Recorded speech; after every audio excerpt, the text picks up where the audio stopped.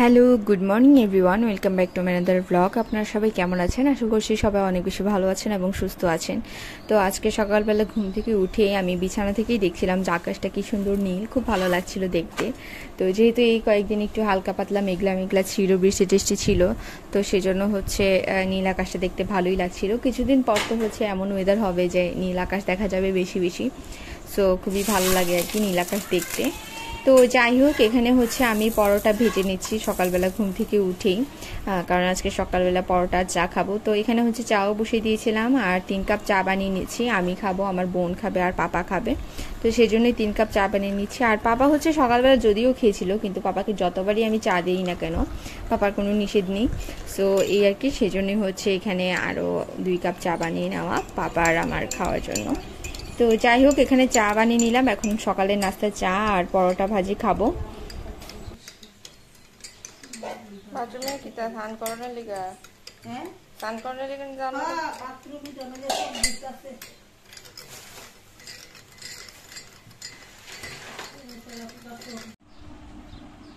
তো এই তো এখানে হচ্ছে চায়ের কাপ আর পরোটা নিয়ে বসে গিয়েছি। আর ট্রিপের জন্য আমি পরোটা ভেজেছিলাম, সেগুলো আর দেখাচ্ছি না, তো সেই ট্রিপকে খাইয়ে দিচ্ছি। তো আজকে হচ্ছে সকাল সকাল আবার পিসিমণিকে চলে আসতে বলা হয়েছিল। গতকালকেও বলেছিলাম পিসিমণিকে চলে আসতে, তো আজকে যেহেতু শুক্রবার আজকেও বলা হয়েছে, মাই বলেছে আসতে। আর এখানে হচ্ছে আমি গরম জল বসিয়ে দিয়েছিলাম ট্রিপে স্নান করানোর জন্য। তো জল হয়ে যাওয়ার পর হচ্ছে ট্রিপকে স্নান করে দিলাম আর ট্রিপকে একটু পেঁচিয়ে দিয়েছিলাম গামছায়। তো সে হাতগুলো না দেখে পাগল হয়ে গিয়েছিল কখন দেখবে। তো যাই হোক, কষ্টে মষ্টে একটা হাত বের করে সে হচ্ছে আর নিজের হাতে নিজেই কামড় দিয়ে ফেলেছে। তো যাই হোক, ওকে স্নান করানো মানে হচ্ছে নিজেও ভিজে যাওয়া, একেবারে ভরে টরে যাওয়া। ওকে স্নান টান করিয়ে দিলাম। তারপর হচ্ছে আমি নিজেও স্নান করে নিয়েছিলাম, কারণ অনেক কাপড় চোপড় জমে গিয়েছিল অ্যাকচুয়ালি গত 2 দিনের। তো গতকালকে দেখেছিলেন আপনারা যে আমার ফ্রেন্ডের বাসায় দাওয়াত ছিল, সেখানে গিয়েছিলাম। তো ওখান থেকে হচ্ছে যে ড্রেসগুলো পরেছিলাম সেগুলো ধুয়ে দিলাম, যেহেতু এখন গরম, সো প্রচুর ঘামি, সো জামা কাপড় তো নোংরা হয়েই যায়। সেজন্য হচ্ছে সবগুলো কাপড় চোপড় ধুয়ে তারপর হচ্ছে এখানে ছাদে ছড়িয়ে দিচ্ছি। আর ট্রিপ হচ্ছে এই গরমের মধ্যে পিছিয়ে পিছিয়ে চলেই এসেছে। আমার বোন হচ্ছে ভিডিও করে দিচ্ছিল আমাকে, তো হচ্ছে চলে এসেছে এখানে, এসে হচ্ছে পাগল হয়ে গিয়েছে, মানে এটা ওইটা দুষ্টামি করছে আর কি গরমের মধ্যে। ইভেন জুতাও পরেনি, জুতা ছাড়া পুরো ছাদটা এত গরম হয়ে থাকে, সে পুরো ছাদের মধ্যে জুতা ছাড়াই দৌড়াদৌড়ি করছিল, ওকে বললেও শুনে না। তো এই আর কি, বাচ্চারা হচ্ছে এই ধরনের দুষ্টামি করতেই থাকে, সেজন্য দেখা যায় যে অসুস্থও হয়ে যায়। তো যাই হোক, তারপরে হচ্ছে আমি কাপড়গুলো ছড়িয়ে দিচ্ছিলাম। আমার বোন বলছিল যে ট্রিপের অবস্থা একেবারে খারাপ হয়ে যাচ্ছে, তো ও হচ্ছে মোবাইল আর ট্রিপকে নিয়ে বাসায় চলে গিয়েছিল। আর এখানে হচ্ছে ছাদের মধ্যে আমি কাপড় ছড়িয়ে দিচ্ছিলাম।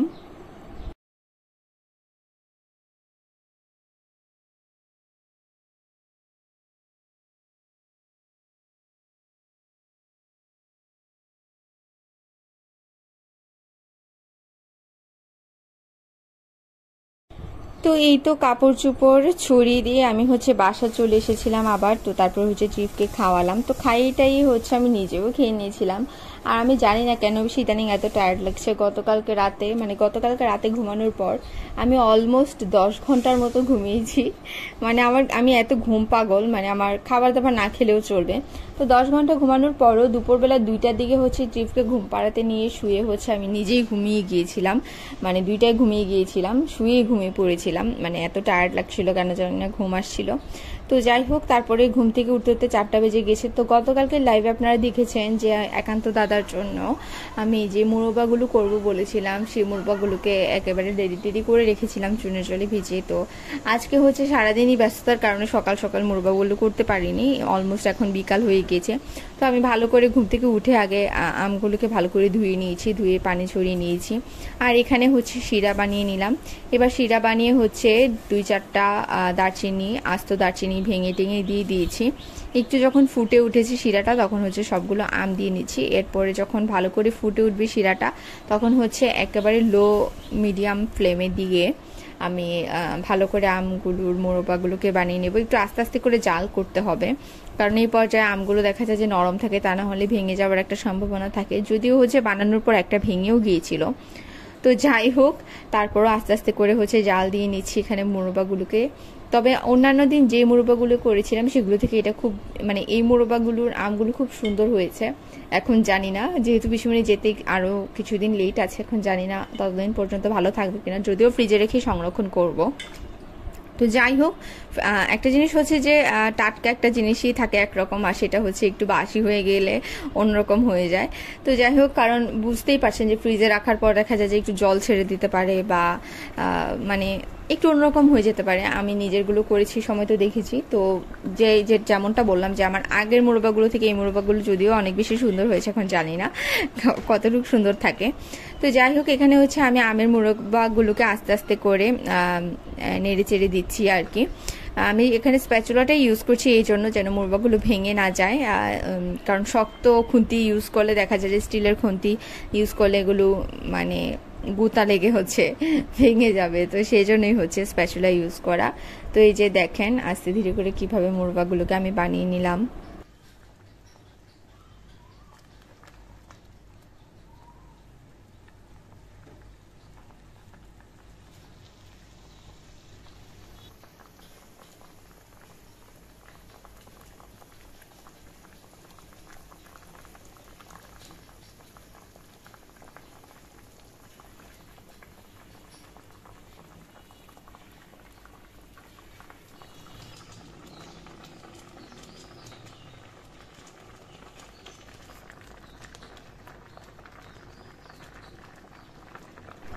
এই যে দেখেন এখানে মুরব্বাগুলো কত সুন্দর ট্রান্সপারেন্ট হয়ে গিয়েছে, আর এই আমগুলো বেশ সুন্দর ছিল, মানে আমগুলোর সাইজ খুব সুন্দর ছিল, লম্বা লম্বা ছিল।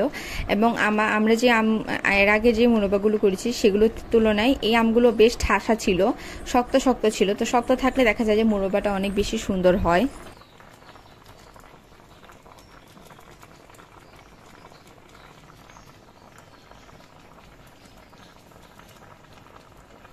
তো যাই হোক, আমের মুরব্বাগুলো করতে করতে সন্ধ্যা হয়ে গেছিলো। তারপর আমার বোন হচ্ছে আবার চার সিঙ্গারা হচ্ছে গরম করে নিয়েছিল, পিসিমণি এনেছিল সকালবেলা এগুলো। তো এই তো এখানে মোটামুটি হচ্ছে মুরব্বাটা হয়ে গিয়েছে, এই যে একটা তুলে দেখালাম আপনাদেরকে। তো আস্তে ধীরে করে হচ্ছে একটু নাড়াচাড়া করতে হয়। তো মুরব্বা হয়ে গিয়েছে, ওখানে হচ্ছে মুরব্বাটা ঠান্ডা হওয়ার জন্য রেখে এসেছি। আর দেখা যায় যে প্রথম একটা জাল দেওয়ার পর অনেকটা পানি ছাড়ে, তো পানি ছাড়লে পর আমি আরেকটা জাল দিব মুরব্বাটা।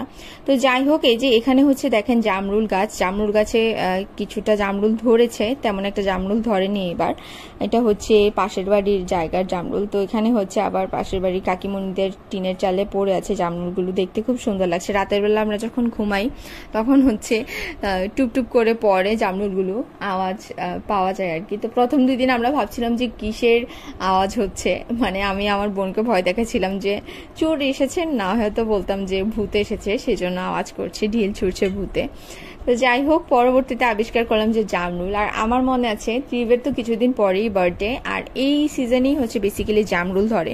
তো আমার খুব ভালো করেই মনে আছে যে ত্রিব যখন হয়েছিল তখন হচ্ছে এরকম জামরুল পড়ে থাকতো। আমার তো সারা রাত ঘুমোতো না, আমি জানলা দিয়ে তাকিয়ে থাকতাম, ভোর হওয়াটা দেখতে খুব ভালো লাগতো। আর দেখতাম যে এখন আর টিয়া পাখি আসে না, বাট তখন প্রচুর টিয়া পাখি আসতো, আমি জানি না কোথা থেকে আসতো। টিয়া পাখিগুলো দেখতে এত বেশি ভালো লাগতো, জামরুলগুলো খেতেই আসতো। তো প্রচুর জামরুল পড়ে থাকতো টিনের চালের উপরে। তো মনে হতো যে সেদিনের ঘটনা, কিন্তু তারপরে অনেক দিন পেরিয়ে গিয়েছে, ত্রিবেরও 2 বছর হয়ে যাবে কিছুদিন পর। তো সবাই ত্রিবের জন্য প্রে করবেন, সেই জন্য ভালো মানুষ হয় এবং সুস্থ থাকে। তো এখানে হচ্ছে তারপর সন্ধ্যাবেলা মা আরতি দিয়ে এনেছে, আর পিসিমণির সাথে দুষ্টামি করছে ত্রিব। তো এই আর কি, আজকের দিনটা এভাবেই কাটলো। আর বেশি লম্বা করছি না, যেহেতু আমি একটু ব্যস্ত আছি পড়াশোনা নিয়ে, সেজন্য ব্লগটা ছোটই করলাম। তোমার ব্লগ কেমন লেগেছে অবশ্যই কমেন্ট করে জানাবেন। যারা অলরেডি সাবস্ক্রাইব করেছেন তাদেরকে অসংখ্য ধন্যবাদ, যারা এখনো সাবস্ক্রাইব করেন অবশ্যই সাবস্ক্রাইব করে বেল আইকন প্রেস করে আমার পাশে থাকবেন। দেখা হচ্ছে নেক্সট ব্লগে। Till then, tata.